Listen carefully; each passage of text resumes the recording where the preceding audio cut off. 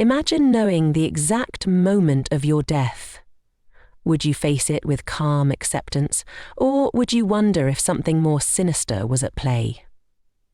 For one of history's greatest spiritual leaders, this wasn't just a hypothetical question. In 483 BC, Siddhartha Gautama, the Buddha, embarked on what would be his final journey.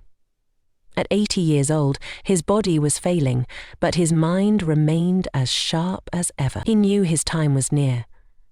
But was it simply old age, or did something more deliberate hasten his end? Today we're diving deep into the mystery of Buddha's last days. We'll follow his final footsteps, decode his parting wisdom, and unravel the shocking controversy. Was Buddha poisoned? Why does the death of the Enlightened One still captivate us more than 2,500 years later? What secrets did he take to the grave, and what lessons did he leave behind for us? This is the untold story of Buddha's final days, a journey of mystery, wisdom, and perhaps betrayal. Buddha's final journey began in the city of Rajagaha. At 80 years old, his body was frail, but his mind remained as sharp as ever. Despite his weakening health, Buddha insisted on traveling north to Kushinagar, a journey of over 200 miles. As Buddha and his loyal disciple Ananda set out, whispers spread among the followers. Why this arduous trek? Why now? Some claimed Buddha chose this path knowing it would be his last. Others saw it as a final test of his teachings on impermanence and detachment. Along the way, Buddha stopped at villages and towns, offering teachings and comfort to those he encountered. He spoke of the inevitability of change, the importance of compassion, and the path to liberation. Each step brought him closer to his final resting place, yet he remained focused on guiding others until the very end. The journey was not easy. Buddha's health deteriorated with each passing day, yet he pressed on, demonstrating the very resilience and mindfulness he had taught for decades. This final pilgrimage became a living lesson, showing his followers how to face life's greatest challenge, death itself, with grace and wisdom. As Buddha's final journey unfolded, a question arose among his disciples. Did he know his end was near? The evidence suggests he did. In the Mahaparinibbana Sutta, a famous Buddhist text detailing Buddha's final days, Buddha declares to Ananda, 3 months from now, the Tathagata will pass into final nirvana.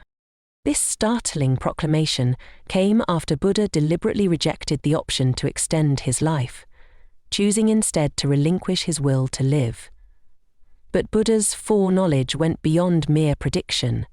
He meticulously planned his final days, choosing specific locations and audiences for his last teachings. He settled old disputes, gave final instructions to his disciples, and even arranged the details of his own funeral.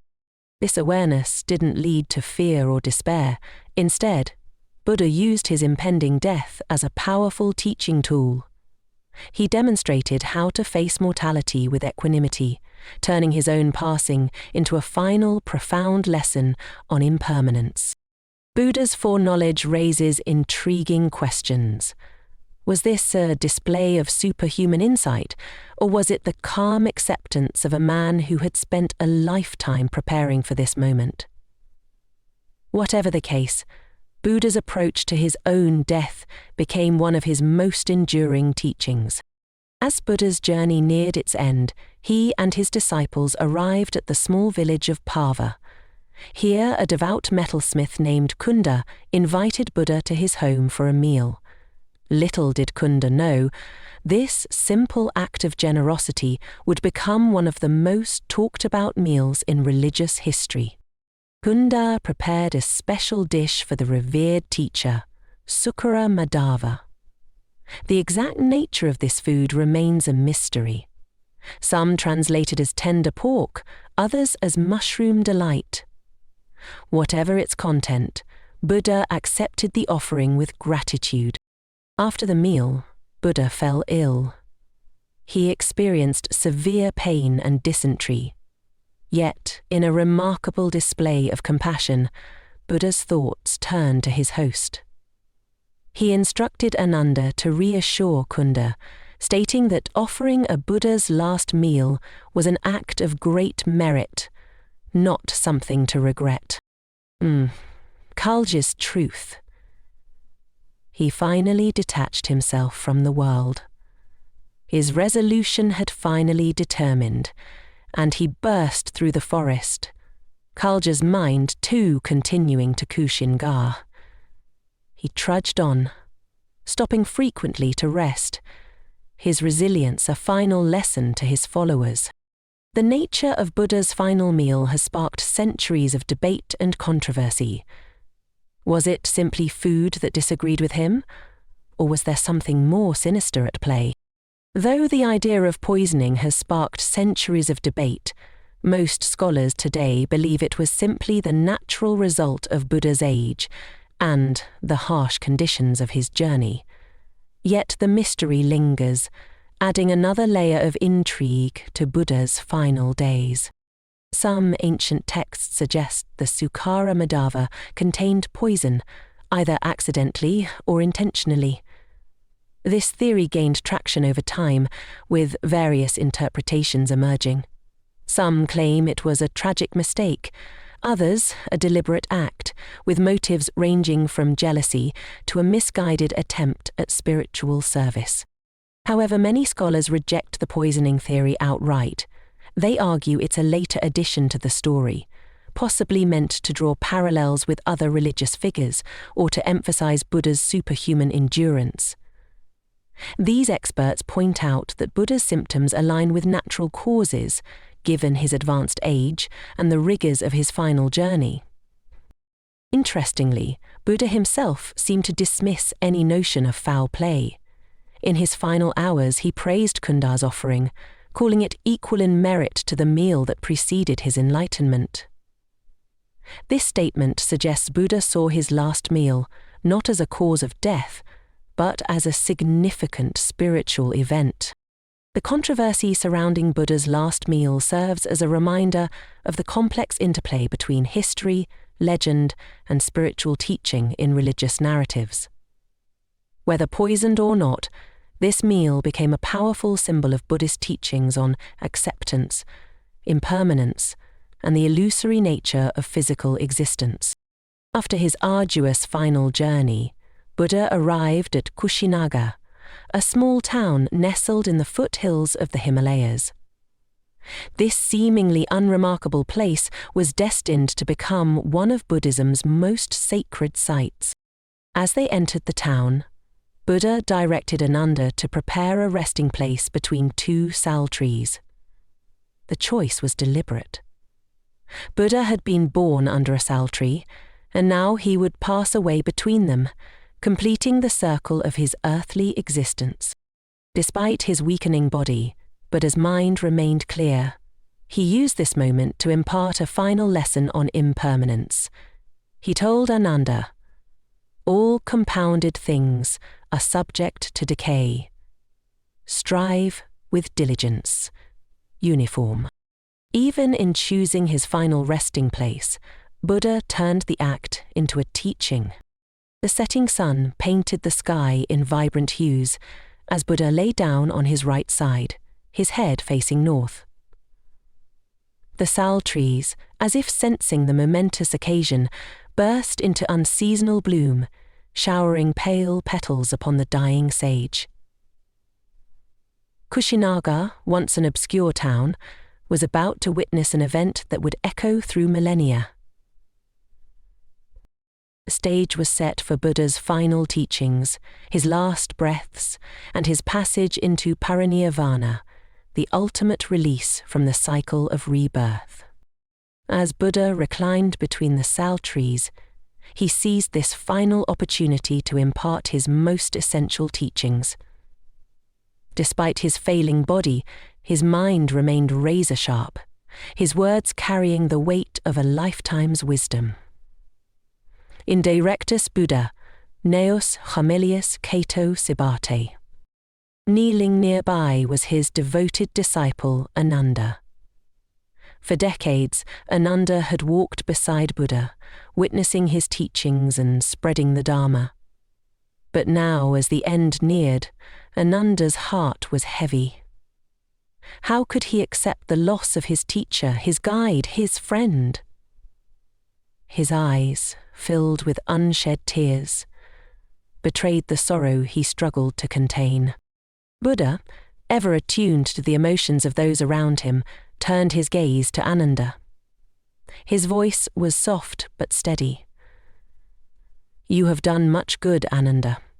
You have been by my side through it all. Do not let sorrow cloud your mind. The time for your own awakening is near." These words, so simple yet filled with profound compassion, touched Ananda deeply. Even in his final moments, Buddha was teaching not just to his assembled followers, but to Ananda personally. His master's final lesson was not about attachment, but letting go of even the dearest bonds, for all things are impermanent. Buddha then addressed the Sangha, his community of monks. "If you have any doubt or uncertainty concerning the Buddha, the Dharma, or the Sangha, ask now," he urged. "Do not later regret that you missed this opportunity." His invitation was met with silence, a testament to the clarity of his teachings over the years. Buddha then delivered what became known as the Four Great References. These guidelines would ensure that, even after his death, his teachings would remain pure and unchanged. Buddha wanted to make sure his message of compassion and mindfulness would continue without distortion. He emphasized that after his passing, the monks should always compare any claimed Buddha's words with the suttas and Vinaya, his recorded teachings and the monastic code. This would be the safeguard against misinterpretation, ensuring the Dharma remained intact for future generations. In a poignant moment, Buddha consoled his grieving attendant, Ananda. Perhaps most importantly, Buddha stressed the transient nature of existence one last time. He reminded his followers that all compounded things must pass away, urging them to find liberation through diligent practice. These final teachings encapsulated the essence of Buddha's lifelong message: impermanence, non-attachment, and the path to enlightenment. As night fell over Kushinaga, Buddha entered his final hours. Despite his deteriorating physical condition, he remained fully present, his mind as clear as the star-filled sky above. But for Ananda, standing vigil beside him, the reality of his teacher's impending death weighed heavily on his heart. Ananda had long been Buddha's right hand, the disciple who had served him faithfully for years, yet now, with the end so near, he found himself unable to accept the inevitable. Tears began to well in his eyes, and though he had practiced the teachings of non-attachment for years, this was different. This was the man who had shown him the path to liberation. How could he simply let go? Buddha, sensing the turmoil within Ananda, spoke once more, his voice filled with the same compassionate wisdom that had always guided him. "Ananda, do not mourn me. Everything that arises must pass away. Even this body is subject to decay. What I have taught you is the truth. Cling not even to this." Ananda, though still deeply saddened, felt a wave of peace wash over him. His master's final words were a balm for his grief. It was a reminder that even the most precious bonds must one day be released.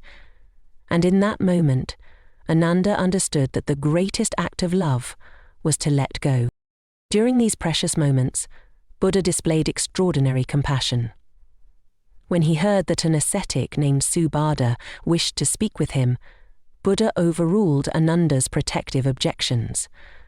"Let him come," Buddha said, "for he asks for enlightenment." In his last hours, Buddha still sought to guide others toward liberation.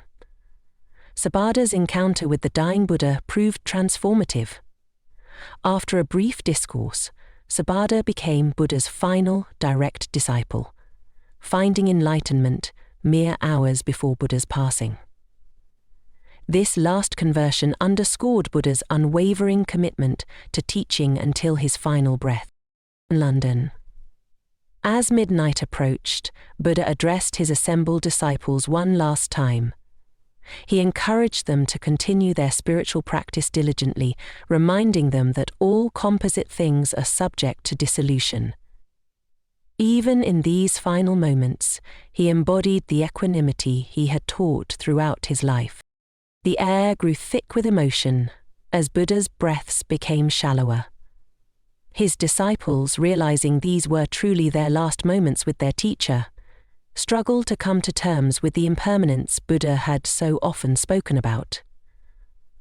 The seats were lifted from the benches, pulled paths to the front of the large stage in the main foyer.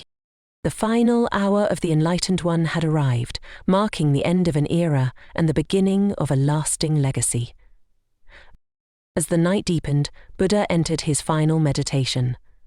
The assembled disciples watched in reverent silence as their teacher demonstrated, one last time, the power of a mind fully awakened. Buddha began to move through the jhanas, the deep meditative states he had mastered decades ago. His breathing slowed, his body became still, yet a subtle radiance seemed to emanate from him. Even in his last moments, Buddha was teaching, showing how to face death with complete awareness and serenity. Suddenly, the earth trembled. A soft light enveloped the Sala Grove. Buddha opened his eyes, gazed at his disciples with infinite compassion, and uttered his last words.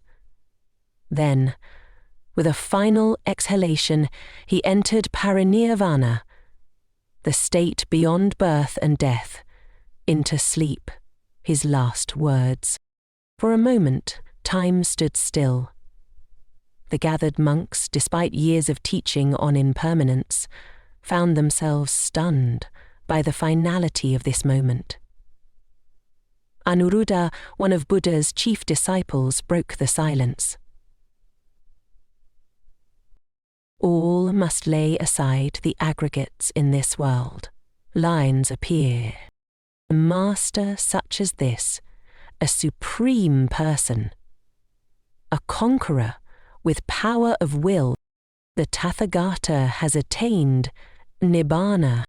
As dawn broke, casting its first light on the Sala Grove, the news began to spread. The Buddha, the Enlightened One, had passed into final Nibbana. An era had ended, but the impact of this moment would ripple through centuries to come.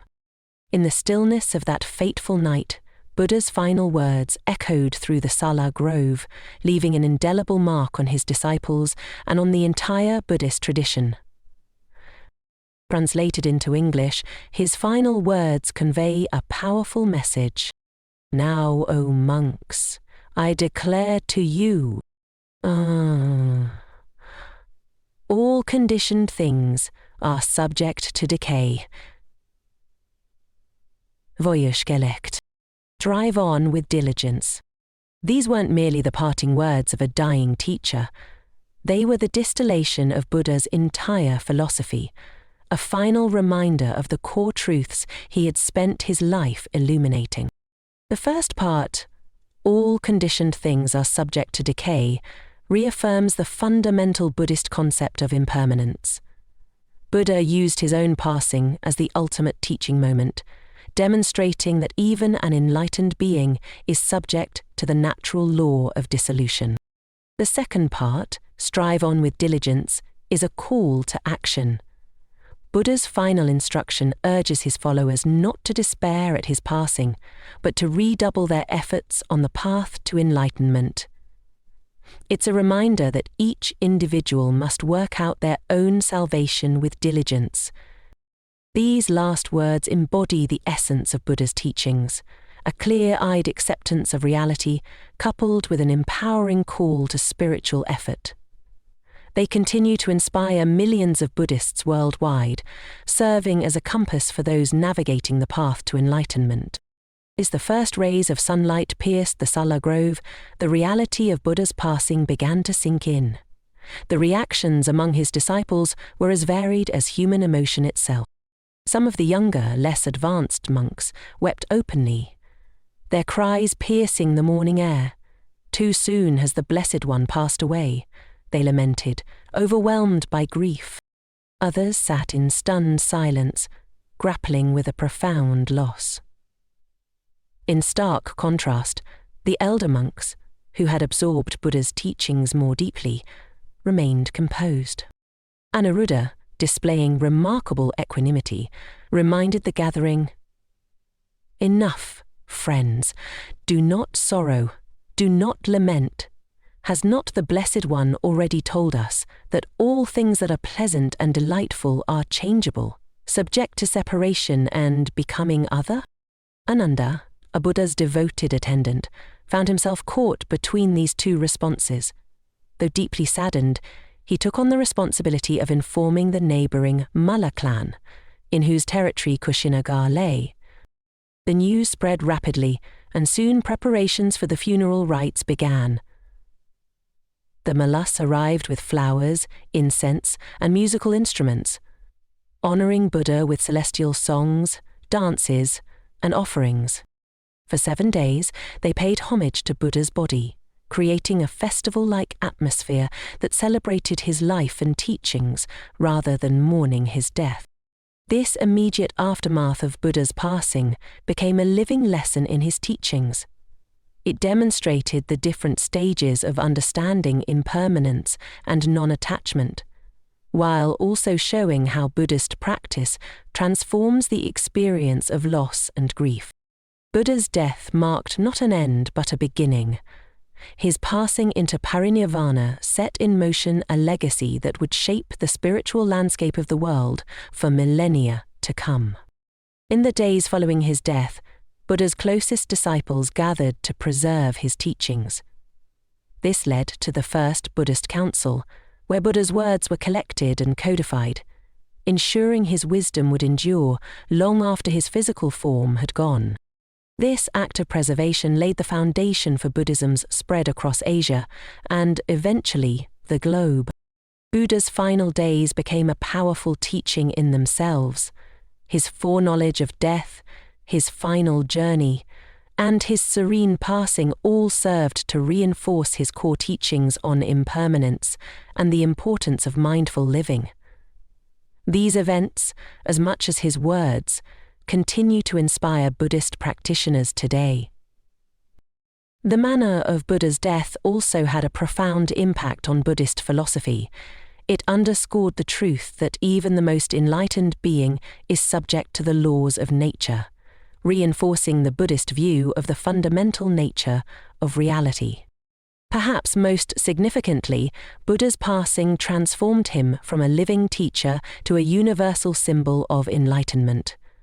Temples, statues, and stupas containing his relics spread across the world, serving as focal points for devotion and reminders of his teachings. Today, over 2,500 years after his death, Buddha's influence continues to grow. His teachings on mindfulness, compassion, and the nature of the mind have found new audiences in the West, influencing fields as diverse as psychology, neuroscience, and popular culture. In his death, as in his life, Buddha left us with a profound truth: that true immortality lies not in the preservation of the body, but in the enduring impact of wisdom shared and lives transformed. As we conclude our exploration of Buddha's final days, we're left with a profound sense of how one life and one death can echo through the ages. Buddha's passing wasn't just an end, but a final, powerful lesson, a demonstration of his teachings on impermanence, mindfulness, and the path to liberation. From his foreknowledge of death to his last words, Buddha showed us how to face life's greatest challenge with grace and wisdom. His journey reminds us that every moment is an opportunity for awakening, even, perhaps especially, our last. But the story of Buddha's death isn't just a historical account or a religious tale. Buddha's final moments remind us of an uncomfortable truth. Our time here is limited. But in that truth lies freedom. The tragedy of Buddha. What would you change if you knew today was your last? How can we, like Buddha, live fully and with purpose, knowing that every moment is precious? So I challenge you, take Buddha's last words to heart. Remember that all things are subject to change, and let that knowledge spur you to action. What will you do today, this week, this year, to live more fully and more mindfully? Share your thoughts in the comments below. How has this exploration of Buddha's final days impacted you? What lessons will you carry forward? Buddhism. If you found value in this video, please like and subscribe to Buddha's Wisdom. We have many more videos diving deep into Buddhist teachings and how they apply to our modern lives. Remember, as Buddha taught us, every ending is also a beginning. So, let's begin our practice anew with diligence and awareness. Until next time, may you find peace in impermanence. Namaste.